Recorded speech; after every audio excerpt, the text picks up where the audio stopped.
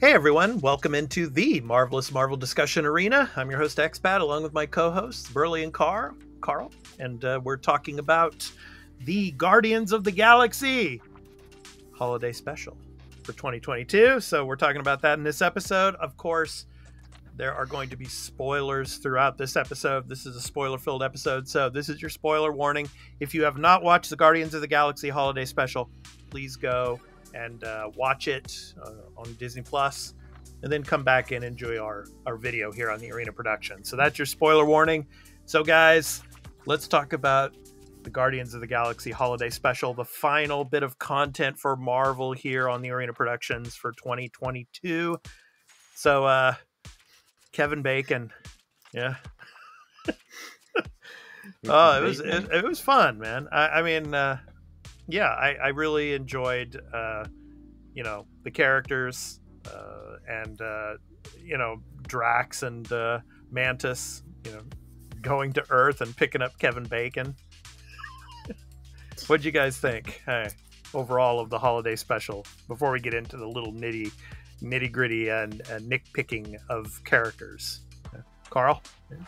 Yeah, it's a fun little adventure, little side story here. I got some good laughs. I like some of the references, the little Easter egg things in it. Yeah. The only thing is, like, it does afterwards, I feel like that was very disposable, right? Like, will I ever watch that again? Like, no, probably not. I did enjoy my time, but it just feels like this. It sits in this weird place of, like, what again, like, why I said this about the I Am Groot stuff, and the Star Wars Tales of the Jedi. It's like, why are we making such short form content? I don't really get it. Yeah. Well, I can understand this one. I mean, it's a holiday special, and they kind of, it's interesting at the beginning. You see the opening credits. The names and stuff. It's very 1980s style. Like early 1980s style, to kind of make fun of the Star Wars Christmas special, I think, yeah, in that sense. But yeah, Burley, what are your thoughts on this, the holiday? I enjoyed this. I liked it, and like Carl said, the little Easter eggs and stuff they put in there, and I love the dialogue in this and all that. Yeah. And for the reason why they keep doing this, for Disney Plus. They want all this content to keep you coming back and keep subscribed to it. There you go, Carl. There's your answer. Yeah, I mean, I'm not going to disagree with that. Yeah. Well, let's talk about some of the characters in it. Obviously, at the beginning, good old Yondu. Yondu. And Michael Rooker. I mean, it's Mr. Grinch that stole Christmas, basically. He comes up and he's like, what is this stuff? And he's like crushing the Christmas tree and smashing the presents and all. Yeah. And so just, young Peter, making him depressed, and probably wanting to forget about Christmas in a sense. Yeah. What'd you guys think of that opening scene? It was an animated style. It was pretty cool. Yeah, I was a little surprised to see that, but I guess that's, like an homage to holiday special type things, like the Star Wars holiday special, right? Which had like an animated segment and other various segments, musical numbers, which again, this has musical numbers in it. It's like, yeah, it's doing all those things.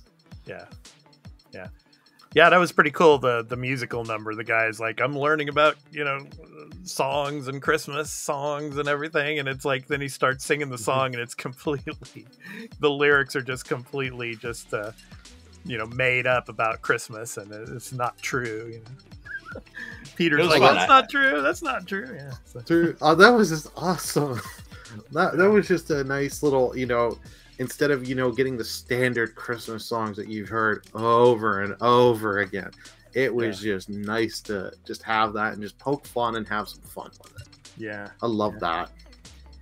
So then Drax, obviously, they want to make, Peter happy for Christmas and all. So the Drax and, Mantis go off to Earth to find Kevin Bacon. I thought it was pretty cool, in front of the Chinese theater there in LA, and they're all like taking pictures with people and everything. They're taking all the pictures, and then obviously, they go to the disco and everything, and Drax starts like drinking with everybody. Yeah, I thought that was pretty pretty light in a sense, kind of breaking the stress from the moment that they're trying to find trying to find Kevin Bacon. What'd you guys think of all that, Carl? Yeah, of course, it's fun. I'm entertained. It's all funny. Yeah, jokes are good. The two of them, Mantis and Drax, are entertaining to watch together. Mm-hmm. This scene before in the Hollywood thing strip, mm-hmm. we had a couple of good references there. Like, for one, they call Drax God of War. Yeah. And I was like, oh yeah. I was like, yeah, he does kind of look like Kratos, actually. Yeah. All right, I get that. That's good. Boy. Yeah.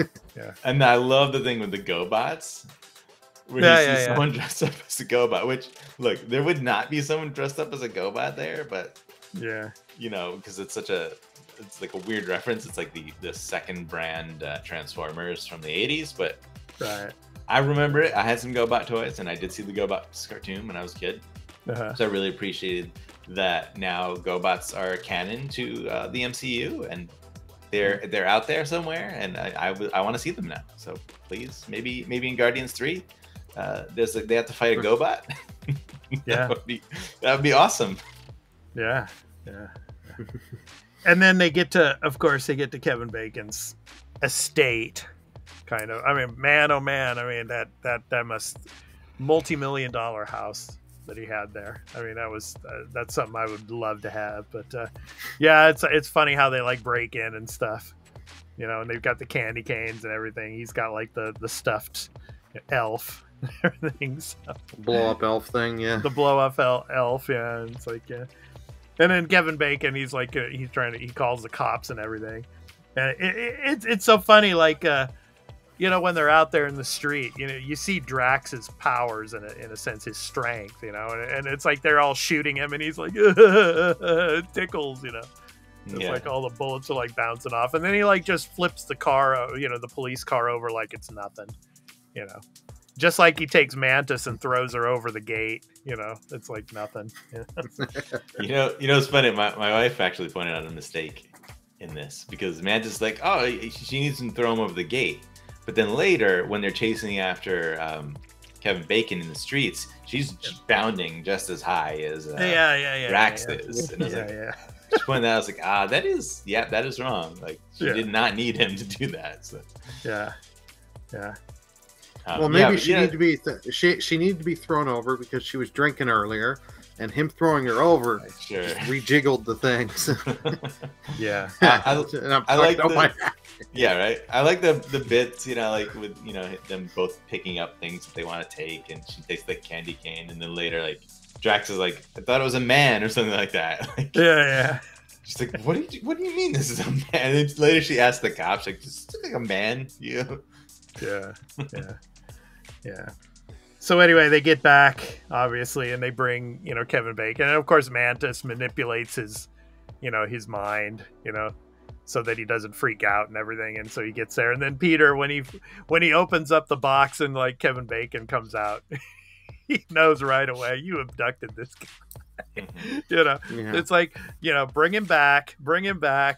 Did you use your powers on him? No. Yeah. Of course.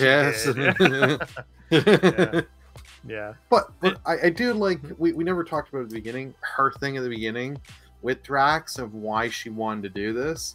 I actually kind of like that, because it was stuff we were speculating from Guardians 2, because that she was just there and she's like, oh no, it's because my power is to help him sleep. Yeah, they didn't really, like, they left that open, and now this movie adds to that, like, that she's actually Peter's sister now, because Ego was her father. I'm like, that, and it was good, like, motivation, and at the end it's a good emotional moment that, like, Peter's like, no, this is the best Christmas gift I could get, of, like, at the end there.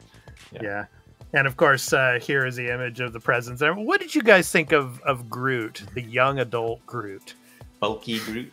Yeah. What did you guys think of that? I don't know. In a sense, in some of the scenes, it almost looked like he was just in some styrofoam costume, I mean, It didn't Yeah. look like the movie type of Groot. You're not the only one to think that, and James Gunn like addressed that and said Yeah, like, nope, yeah. it's fully CG. So like, Yeah. maybe good job on them to make it look so real that we think it's just a person in a suit.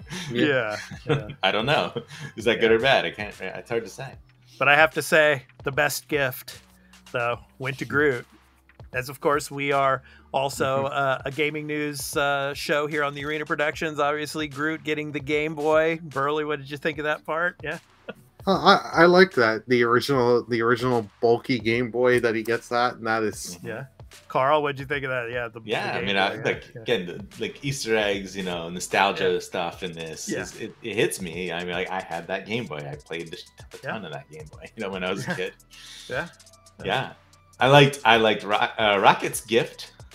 Bucky's arm. Yeah, it's like what does Bucky have another upgraded arm from Wakanda now? Who knows? I don't know. That's interesting. One of the few small things in this movie that like we need to figure out what that means later, right? There's not a lot of that in here, But I don't particularly love that look of that arm. So actually, I hope he gets one that looks like the older style, like silver one, because that maybe, I guess we'll find out in the Thunderbolts when the Thunderbolts comes out. So anyway, So overall, it was a fun episode, and a lot of cool little like Easter eggs and like flashback stuff and. Yeah, it was a overall fun episode to watch. So, and then we get the reveal of Yondu like actually came back to him and gave him at the gift, end, which was his blaster, his guns. Yes, that's guns. Nice. Yeah. And Peter gave him a thing to put on, one little cute thing to put on his console, which he has in the other movies. Right. And they kind of they like bonded more at the end there, so when they were on the bridge. So that was cool, man. Yeah.